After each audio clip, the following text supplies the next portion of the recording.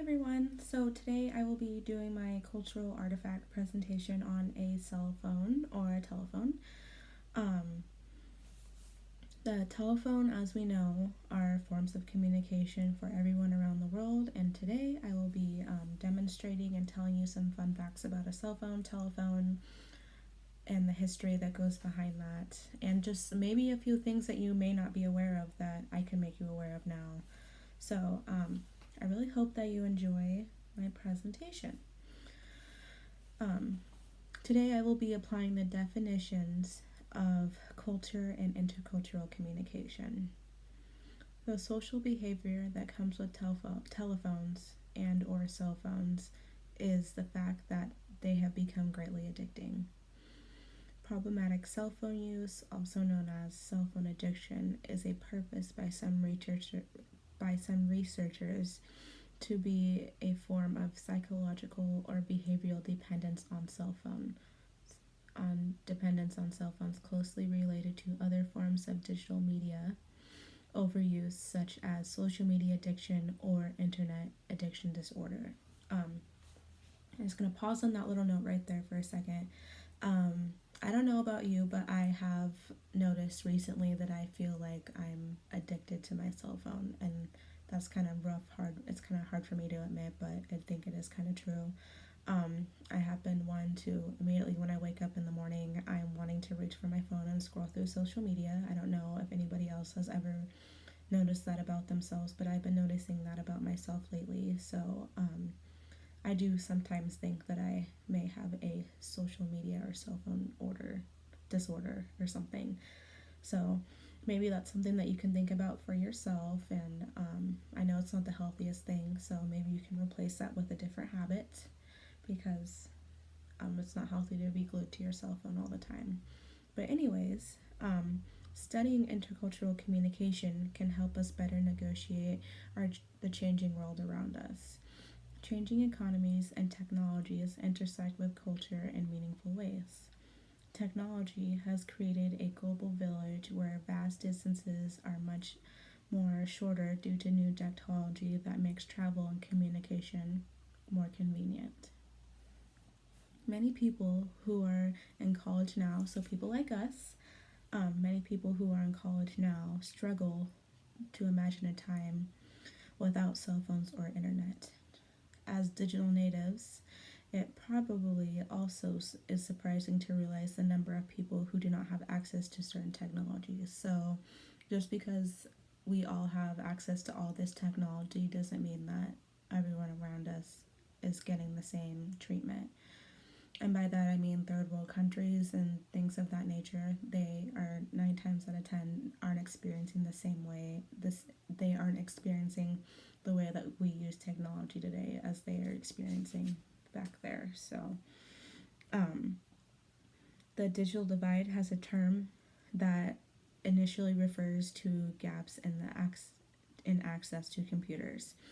The term expanded to include access to the internet since it exploded and onto the technology scene and is now connected to virtually all computers. Approximately 2 billion people around the world now have access to the internet regularly, which is like 2 billion people is a lot of people, but I don't think that's even half the world. I don't think so, anyways. So 2 billion is a lot, but it's not everyone. Um, and those who don't face several disadvantages have access to the same things that we do. So, this is a relevant. This should be relevant for cultural identities because not everyone has the same access that we do, and I would like to say, unfortunately, that Americans are pretty damn spoiled. Excuse my language. And when it comes to like technology not working right when we want it to, like some of us get pretty frustrated. I've found myself in that situation before, where if technology doesn't work exactly how I want it to, I can get pretty annoyed. So, um, there are other cultures and countries out there that don't have the same access to technology as we do. So I think we need to count our blessings and be lucky with what we have and not really take technology that seriously. Um, Next, I'm going to discuss the history of a telephone. So, the modern telephone is a result of work of many people, but I'm just going to name off this one person, and his name is Alexander Graham Bell. And however, he was the first one to participate in creating the telephone and as an apparatus for transmitting for vocal and other telegraphical sounds. Bell has often been credited as the inventor of the first practical telephone. There were two other people in my article that I was reading, and I wasn't going to give them the same credit as Alexander because Alexander actually created the telephone. The other two people in the article were just pretty much just adding features onto the telephone. So I think solemnly that Alexander deserves the credit for creating the cell phone himself because he did do that. The relevance of telephones. Oh, wait, sorry, I skipped a line. I'm sorry. Bell has most often been credited as the inventor of the first practical telephone inventor. The relevance of telephones today allows people to get an immediate interaction. The telephone is an extreme valuable and important innovation because it allows for a verbal exchange of information by conversation. People don't need to spend a lot of effort to communicate with each other.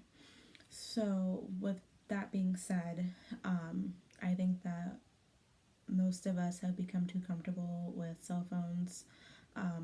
We don't ever want to go out and get caught. Well, I think most of us do, but some of us have been addicted to the cell phone to the point where they won't talk to anyone unless you text them or unless you get a hold of them on a certain form of social media, which I think is pretty silly.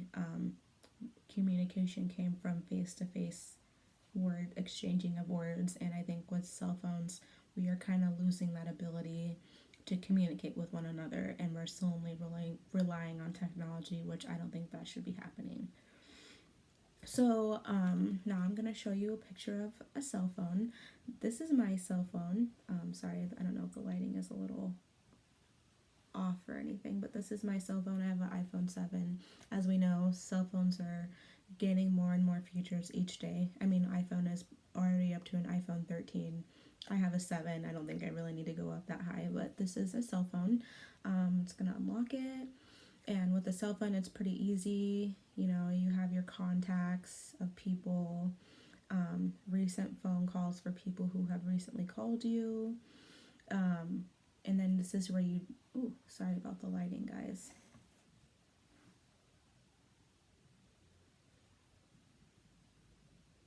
Sorry, that might be a little better lighting, but with this lighting here, you can see the numbers on the dial screen, so you can dial and call someone if you need to. And that's pretty much the gist of it. This cell phone can literally do just about anything. Literally anything. You can take a picture, you can scroll through social media, it can take you through a GPS system, like anything you can imagine. A cell phone is 100% doing that now for you. You don't have to look at a map anymore. So the next thing I'm going to discuss is the language and jargon slang of a cell phone. So when someone tells you to hang up the phone, that means you are normally tapping the end call button. I'm sure we all know what an end call button is. You are on the phone with someone and they want to say, hey, goodbye, I'll talk to you later. Click end call button. Pretty simple. This refers to hanging up the phone. The next slang of jargon is going to be the busy signal. If some of you don't know what the busy signal is, that's because we're living in a time where most cell phone providers offer a call waiting signal. Previously, if you were calling someone who is already on another phone call, the call wouldn't connect and you would hear a busy signal instead. So not only would the call not connect and you would hear a busy signal, but sometimes, depending on your carrier or provider of the cell phone, or maybe I think it depends on the person on the other line and if they want to have you just sit there and wait or end your call. But sometimes I've just been pushed to a voicemail, so that can also happen sometimes too. The last slang of jargon that I'm going to be talking about is a drop of a dime. So, dropping a dime is slang way to say that someone snitched or betrayed someone, or even yourself. The term goes back into the 1960s. This is when it cost 10 cents to make a payphone call, which was how you could report something anonymously. So you could report a crime with this 10-cent payphone phone call. You could call and talk to your friends. You could do pretty much anything with 10 cents in this phone call. So dropping a dime means that you're a snitch, basically. I'm going to move on to the next one. What do you hope or desire that the artifact communicates to other cultures? What I hope it communicates to other cultures, I think, is that unlike Americans and how cell phone addiction is a current and real thing, I just want other cultures to know that owning a cell phone should not be the center of your lifestyle. I've been caught in it way too many times where I'm obsessed with my cell phone. I don't want to put it down, and it honestly is not good for you. Put the cell phone down. Go take a walk. You don't need to have your phone on you 24/7 unless like you're in an emergency situation. Just don't get sucked in. Try to be in reality.